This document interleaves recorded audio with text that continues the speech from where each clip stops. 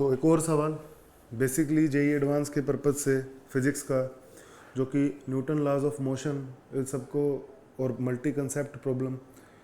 इस क्वेश्चन के अंदर देखो क्या दे रखा है, a chain of length A B is lying on a smooth horizontal tube so that the fraction of the chain, जो फ्रैक्शन दे रखा है ना चेन का, ध्यान से देखो ये वाला पार्ट दे रखा है एच हाइट, वो ग्राउंड को टच कर रहा है, इसने ये बोला है फ्रीली हैंग कर रहा है और एक एंड इसका क्या कर रहा है, ग्राउंड को टच कर रहा है।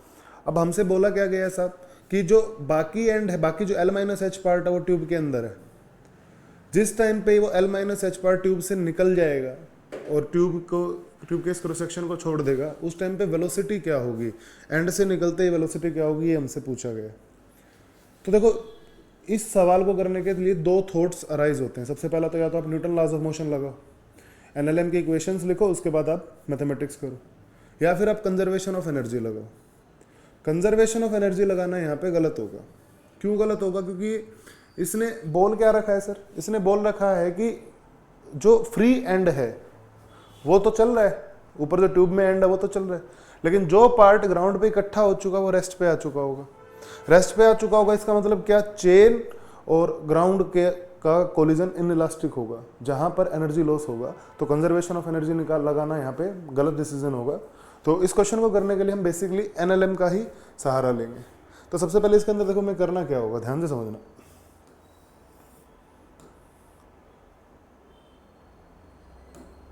तो मैंने क्या कंसिडरेशन की साहब, मैंने ये ट्यूब माना और नीचे क्या सर, ग्राउंड मान लिया।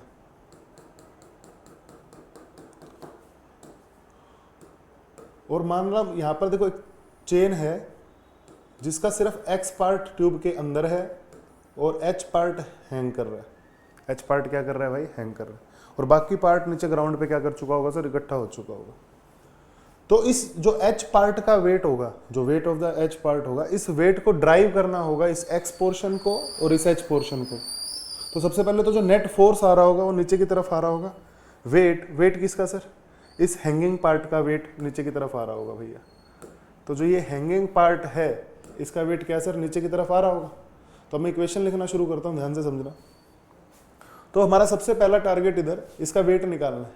तो ये तो बहुत सिंपल सी बात है, क्योंकि जो पूरी लंबाई है ना, देखो पूरी लंबाई सब हमारी क्या है, एल है, और यूनिटरी मेथड आप लगा के अब इसका वेट निकाल सकते हो। तो वेट, इसका वेट लिखते हैं अभी। तो weight will be equals to m upon L. This is what mass density.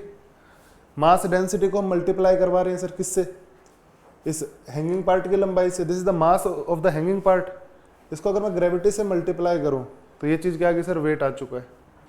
अब ये वेट किसको ड्राइव कर रहा है, इस एक्स पोर्शन को और इस एच पोर्शन को। तो ये वेट मास इनटू एक्सेलरेशन के बराबर होगा। मास किसका सर, इस एच प्लस एक्स पार्ट का टाइम्स ग्रेविटी, टाइम्स ग्रेविटी। तो ये इक्वेशन हमने लिख दी, सॉरी ग्रेविटी नहीं, times acceleration, that is dv by dt। तो देखो m बाई एल से m बाई एल कटा।